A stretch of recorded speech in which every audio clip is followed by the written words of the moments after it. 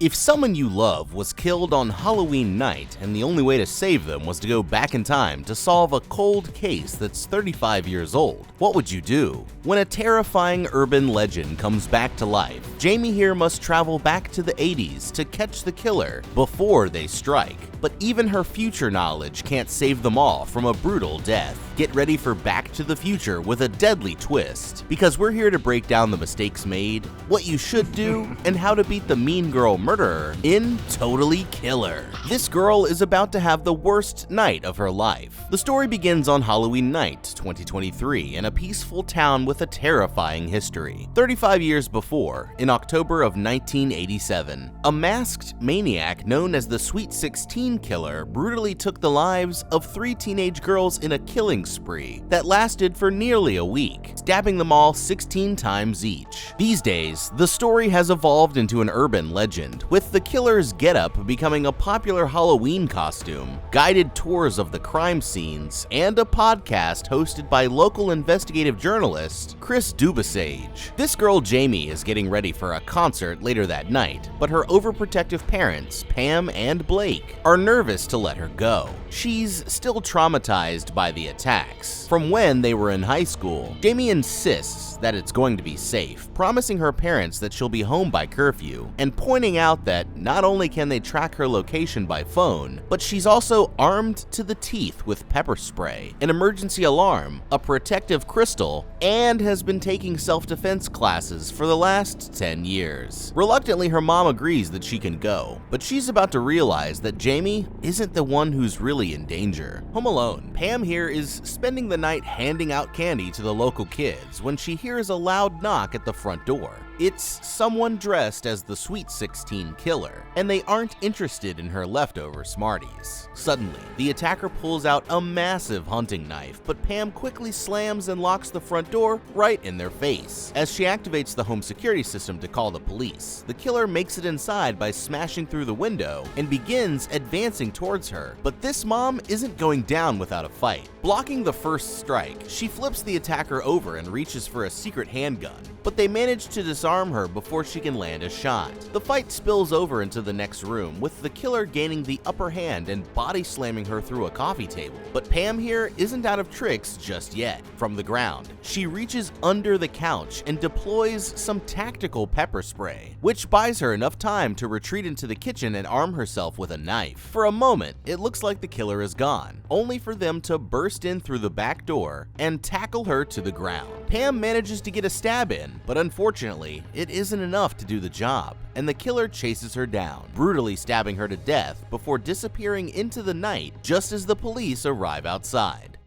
Okay, it looks like the Sweet 16 Killer is back again. Pam here put up one hell of a fight, but unfortunately, she just couldn't hold out long enough to survive. For someone who was so well prepared, the truth is that this should have been an easy win. And there were a few critical mistakes that she made throughout the fight that might have changed the outcome, if only she'd approached things a bit differently. The moment that she realized she was in danger, Pam started off by doing the 2 best things that she possibly could have, which were calling the cops and going for her weapon. The only problem here is that she went about it in the wrong order. Now, it's understandable that she wanted to call the police first. After all, there's safety in numbers, and the simple fact that officers were on their way might have been enough to stop the killer from ever entering the house at all. Unfortunately for Pam though, it wasn't, and that's where things started to go wrong. You should always call the police as soon as you can if you're afraid that your life is in danger, but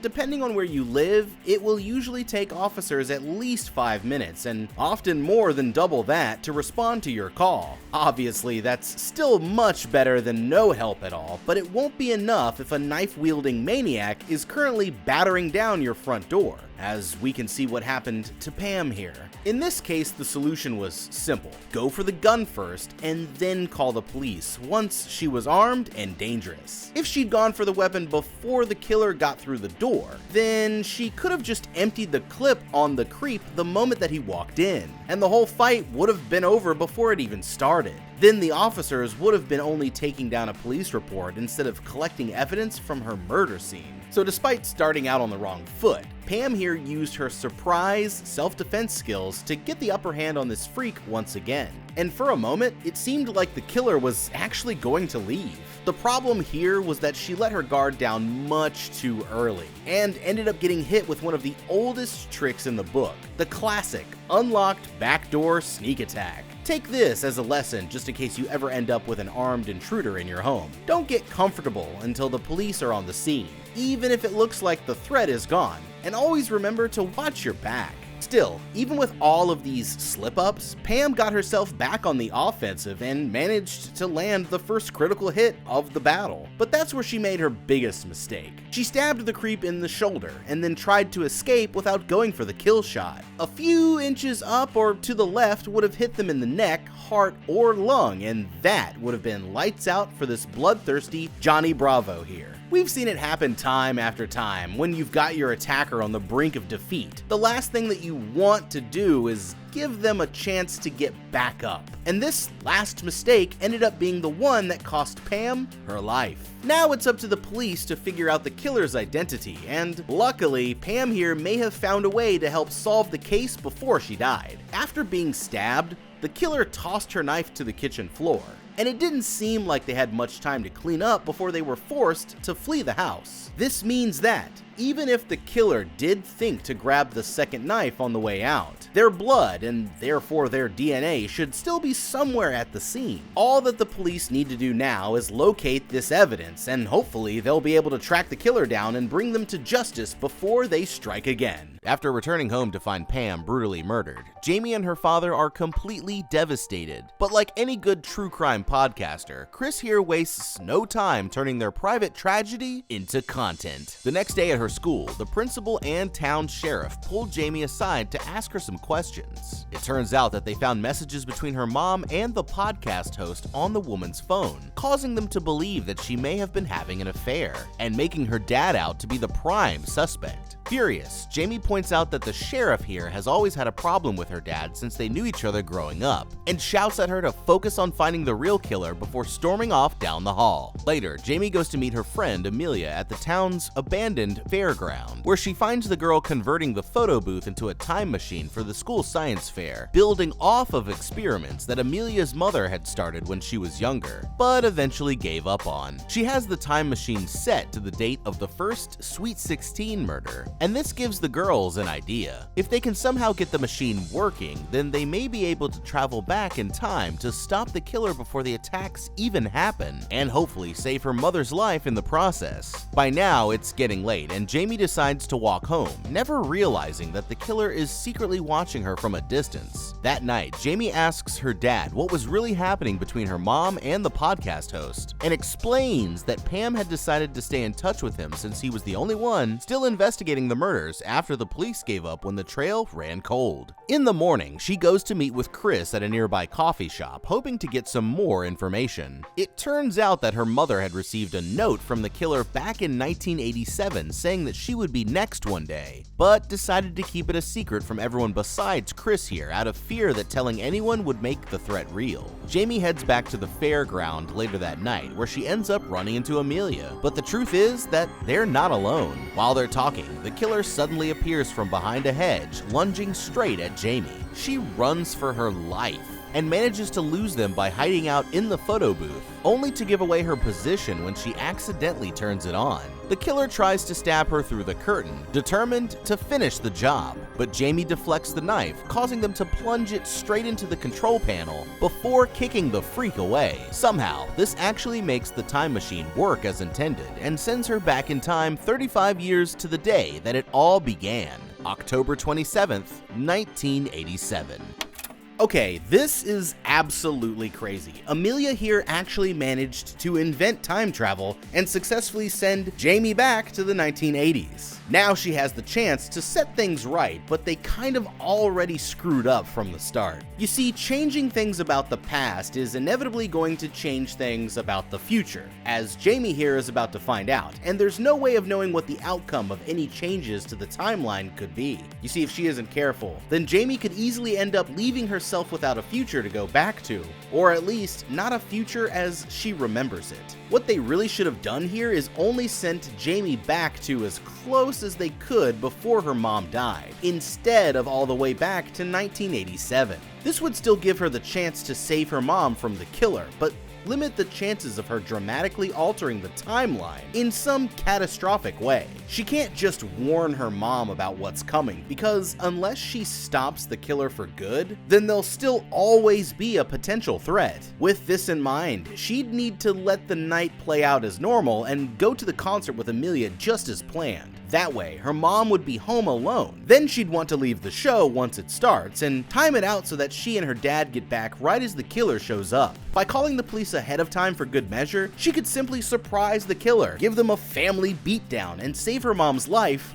nice and easy. That would have been the smart way to do it, but now that she's back in the past, I guess Jamie here has to make the best of whatever opportunities that she's got. If she can stop the killer before they strike, then she still might be able to save her mom, so here's what she needs to do. The goal here is obviously to get the killer, but the only way to do that is to let the first attack play out exactly how it's supposed to, and keep her interactions with past people to a minimum so that she won't affect the timeline too much. Now, if she's been studying up on her local history, then Jamie here should be well aware that the killer's first victim was a girl named Tiffany Clark, who was killed in her parents' garage during her 16th birthday party. This actually makes things pretty simple. Tiffany is about to throw an absolute rager that night, and this is the 80s, so it really shouldn't be too hard for Jamie here to get in. All that she needs to do is wait until the party starts, and then just go up to the door and introduce herself as a new girl in town. Odds are that the other kids probably won't question it, and after that, it's time for phase 2 of the plan.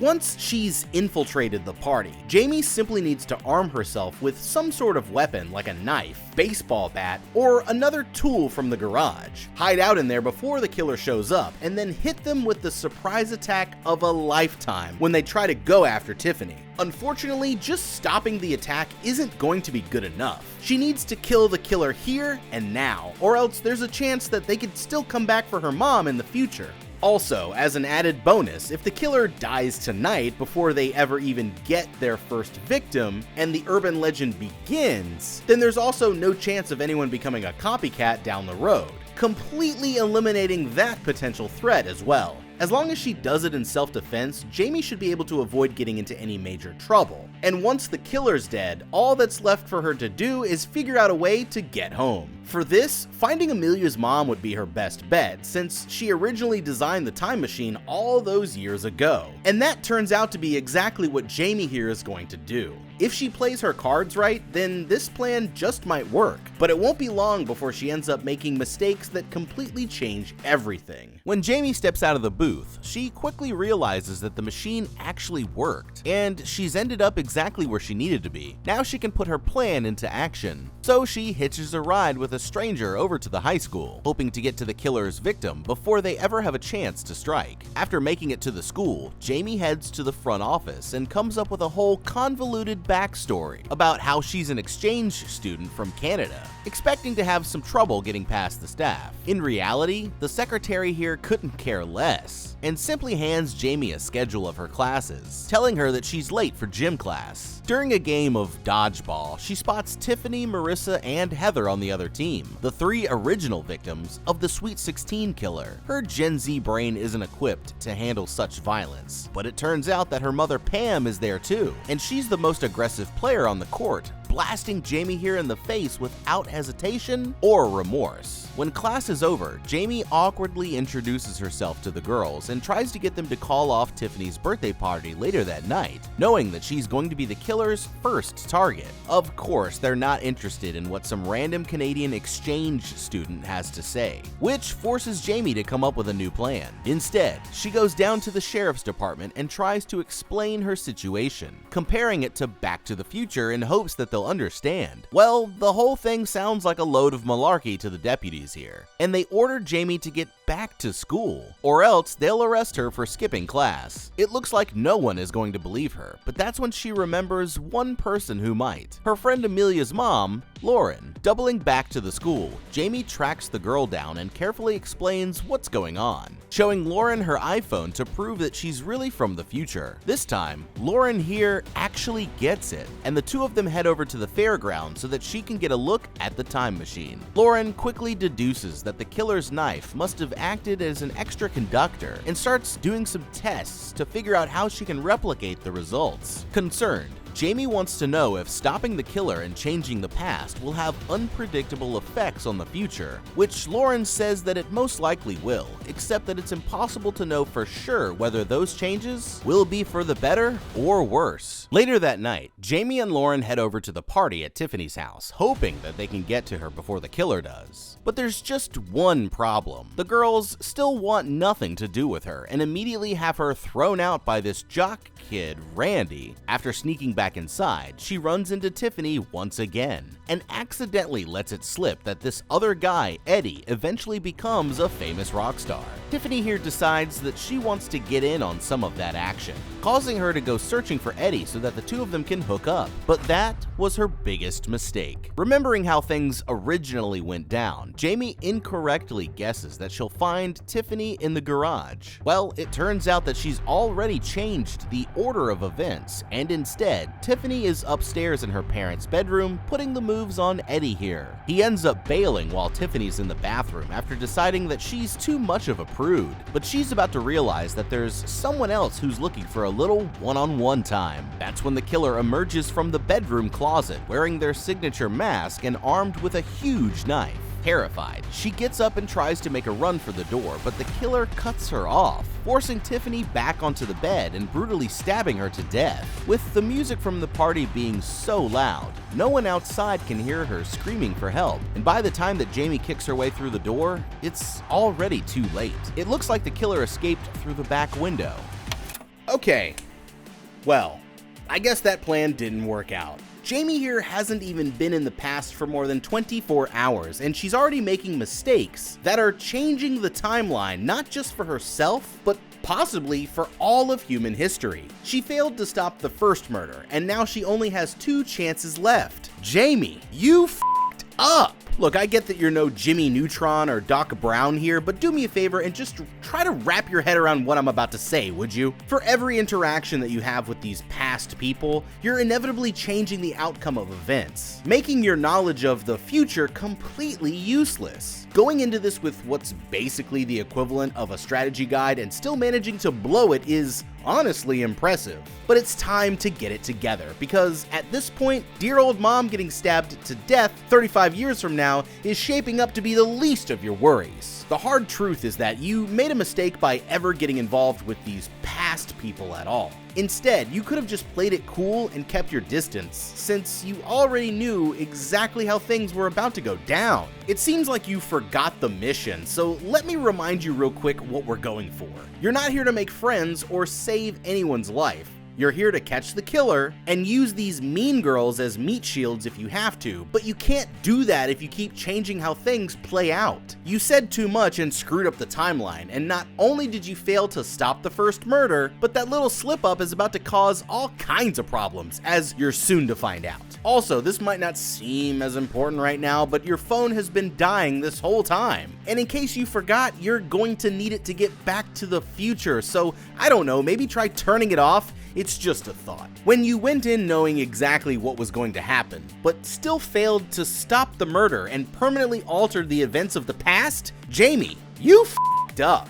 After speaking with the deputies, Jamie and Lauren catch up with Pam as she's walking home alone. She's devastated by the loss of her friend and wants to know how Jamie here knew that Tiffany was going to be attacked. Thinking quickly, Jamie claims to be a psychic and tells Pam that she, Marissa, and Heather are all next unless they can find a way to stop the killer first. The 3 of them head back to Pam's house, where Jamie here pretends to look into the future, predicting that 2 nights from now, Marissa will be the next victim at a cabin in the woods. Trying to figure out a suspect, she asks Pam if there's anyone who would want revenge on her and her friends. At first, nobody comes to mind, but after thinking about it for a moment, Pam starts naming off a list that's dozens of people long, which doesn't exactly help to narrow it down. For now, the girls agree to split up, with Jamie and Pam figuring out who the killer could be, and Lauren focusing on fixing the time machine to get Jamie back once they're done. Back in 2023, Chris, the podcast host, is out looking for more leads when he finds Amelia working on a second time machine in her garage. After Tiffany's death, he's started to suspect that the events from the past are somehow changing. For example, he knows every detail about each murder case, and as he remembers it, Tiffany died in her parents' garage. But now, the reports say that she was killed in their bedroom. While looking at the photo of the crime scene, Amelia notices something important. Jamie left a note revealing that the killer's knife was what made the time machine work, and now that she knows the answer, Amelia should be able to get the new one up and running. Meanwhile, Jamie overhears the girls talking about their plans for Marissa's birthday party the following night. Knowing that's where the killer will strike next, she tries to convince them to pick a highly populated location, and eventually gets Marissa to agree to have the party at her parents' condo. As class starts, she's forced to partner up with this quiet kid, Damon, and notices that his notebook is full of creepy drawings, which instantly makes her suspicious that he could be the killer. While driving to the condo, Jamie asks the girls what do they know about this Damon kid, and what she hears is not at all reassuring. Not only does he have a history of violence and getting into fights at school, but his sister, Trish, who recently passed away in a tragic car accident, was one of the many victims of their constant mean girl bullying. Jamie here is starting to realize that these girls are pretty horrible people who might not be worth saving at all. But she's too tired from a lack of sleep to care and decides to nap until they reach their destination. When she finally wakes up, she's hit with a hell of a surprise. It turns out that Marissa here isn't the brightest crayon in the box, and confused the word condo for cabin, leading them exactly where they did not want to be. Jamie is furious, and to make matters worse, Pam here invited Blake, Randy, and Kara to come along, adding even more complications to the already dangerous scenario. The others immediately start partying while Jamie rushes around locking down the house. She tries warning them not to split up or to go outside, but Randy here eventually gets fed up with her being a buzzkill and decides to lock Jamie out of the cabin for the rest of the night. Panicking, she circles around the house looking for another way to get in, and that's when she notices one of the upstairs windows sitting wide open, even though she remembers locking them all. This can only mean one thing. There is an uninvited guest in the house, and chances are that they didn't come for the cheap booze. Jamie immediately starts trying to warn whoever that she can, but they're all too messed up to listen. Looking in through an upstairs window, she notices that Heather here has already passed out in one of the bedrooms, and that's when the killer emerges from the closet, turning on the radio at full blast so that no one can hear her screams. Panicking, Jamie finally manages to get in, where she finds the bedroom where Pam and Blake have been busy making out. Heather wakes up just in time, kicking the killer back and running for her life, but they quickly catch up to her in the alleyway and throw her over the railing down to the first floor. Injured but still alive, she crawls into the main room screaming at the top of her lungs for help, only for the killer to catch her again, stabbing her several times in the back and chest. Things aren't looking good until Blake charges into the room and begins to fight back, but he takes a knife to the shoulder too, collapsing on the floor next to Heather. This time, the killer runs for the door where they're ambushed by Jamie here, who cracks them in the head with a piece of firewood. She puts up a good fight, but the killer quickly overpowers her too, pinning her against the fireplace. Now, Pam enters the battle, bashing the killer over the head with a vase and saving Jamie's life, but getting knocked out on the bar in the process. Blake recovers and finally manages to fend the killer off with a fire poker, causing them to flee out of the cabin into the night. Blake, Jamie, and Pam are going to be alright, but the damage has already been done. Okay, just when I thought that things couldn't get any worse, Jamie here just keeps screwing it all up. Now, there's only one victim left standing, which also means that she only has one more chance to catch the killer. The problem here is that Jamie keeps trying to bring these past people in on the plan instead of just playing along and let history do its thing. By now, she definitely should have figured out that any attempt to change the past clearly leads to unforeseen consequences, which not only include accidentally getting her mom and dad together early, but also nearly getting both of them and herself killed. Things were already going wrong before the night even started, because if Jamie here was so determined to avoid the cabin, then she really should have just stayed awake.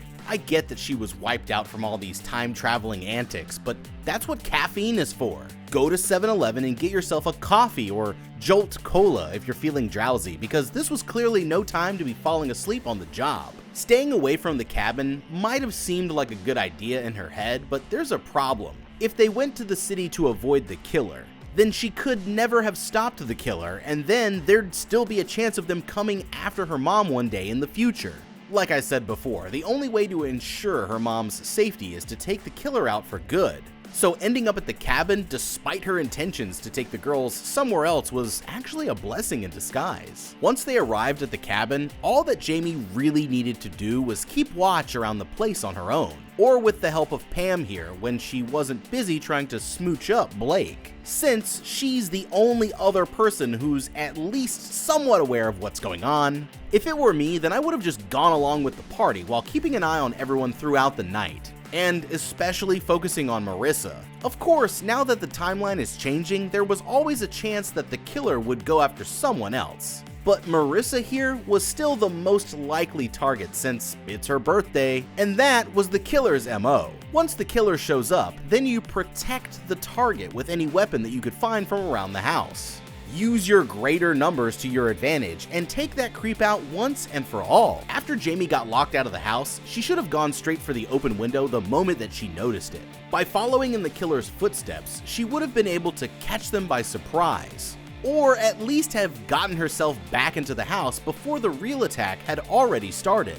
What makes things worse is that Jamie here made the same mistake as her mom, and gave the killer a chance to get up after she cracked them with that log of firewood. On top of that, no one even bothered to chase the creep out of the cabin once the fight was over. For all they knew, the killer still could have gone after Marissa and Randy, who were out in the hot tub, and added even more bodies to the pile. Besides protecting the rest of their friends, by chasing the killer down, they also could have gotten a look at whatever car that they used to get out of there. With all of these changes, now there's no way for Jamie here to predict what's going to happen next. All that she can do is keep a close eye on Marissa, since she's the only victim left alive. Also, they need to start coming up with ideas for who the killer could be. Out of the friend group, the only girl who wasn't originally targeted was Pam, and the killer isn't picking their victims indiscriminately. There must be something that connects these three girls specifically, and figuring out what that is could lead them to their suspect. Plus, Jamie wounded the attacker with that blow to the head, so if it turns out to be someone from their school, then it should be easy enough to tell who it is. She only has one chance left to get this right, and hopefully Jamie can figure it out before it's too late. The survivors head back to the sheriff's station, where they start trying to come up with suspects. Jamie here managed to get some of the killer's blood on a paper towel, but this being the 80s, nobody has any idea what DNA even is yet, making the evidence useless. Blake starts throwing suspicion at Kara here, since she was the only one of them who was unaccounted for while Heather was being murdered, but she insists that she's innocent and storms out of the building. For now, they've got no leads, and since Heather died instead of Marissa, Jamie realizes that even her knowledge from the future isn't going to help them anymore. At school the next day, Lauren says that she's managed to get a prototype time machine working, although it still needs a few tweaks before it's ready to send Jamie back. Also, they notice that her cell phone actually has reception as long as they're near a live television broadcast, but she only has 33% battery charge remaining. Jamie only has about 7.5 hours before her phone is dead and she's trapped there forever, which happens to be the same time that Heather was supposed to be killed at the fairground. The good news is that the television crew is going to be at the Halloween carnival, which gives Lauren here an idea. She's going to get the time machine working and use the signal from the broadcast to finally send Jamie home. In the meantime, Jamie decides to search Damon's creeper van for any evidence. Sure enough, Damon catches her going through his things, but she quickly realizes that he isn't there to hurt her. He's really just a shy and awkward guy who's genuinely innocent of anything except for loving video games and having severe social anxiety. While they're talking, Doug the hall monitor catches them outside. It turns out that Doug here also loves violent video games, is trained in karate, and happens to know exactly how often the police drive by the school. Interesting, but not to Jamie for some reason. With Damon's van coming up empty, there's still no telling who the killer is, but it won't be much longer before they finally find out. Later, Jamie meets up with Lauren at the fair, but the broken photo booth isn't able to generate enough power to get the time machine working. Thinking it through, they decide to use this spinning UFO ride called the Quantum Drop instead, with Lauren staying behind to get things set up, while Jamie prepares the rest of the crew for the killer's next attack. The plan is simple. They're going to use Marissa as bait to lure the killer into the dollhouse of horrors, where the others will ambush the creep as soon as they show up. It works like a charm at first, but things quickly go wrong when the killer sets off an animatronic, scaring Jamie, who's hiding nearby. The killer immediately goes after her with a knife, and a huge brawl breaks out as all of the others come rushing in to help. While the creep is putting a beat down on Randy here, Jamie manages to stab them in the back, but it isn't enough, and they easily overpower her, ready to finish her off. The killer is suddenly impaled by a massive blade. It's Kara, dressed as the Grim Reaper, and not only has she just proven her innocence, but the Sweet 16 killer is finally dead. Now it's time to see who's really behind the mask, and who else does it turn out to be but Doug the hall monitor himself? Checking his body, they see that he's wearing a locket, and that's when they realize the motivation behind his attacks. It turns out that Doug was in a relationship with the girl Trish, whose death was actually indirectly caused by bullying from the mean girls here. Jamie is furious with Pam for being part of this, but the truth is that she wasn't there at all, which doesn't explain why grown-up Doug would still want to murder her all those years later. Okay, this is big. Jamie's finally stopped the killer, and now all that's left to do is get her home. But she made a few mistakes along the way that could have been very costly. First off, as I've said before, she should have immediately turned off her phone to save its battery life. That way, she wouldn't have had to worry about it dying on her before she could make it back to the future. Don't ask me why Lauren here can invent an actual working time machine but not an iPhone charger, because I'm still wondering about that myself. Also, she failed to figure out the killer's identity until he was already dead, despite there being plenty of warning signs. Let's see, Doug here loved violent video games, trained karate, knew exactly what times the police came by the school, was the right approximate size, and was there on the night of Tiffany's party, but was nowhere to be seen when the murder happened.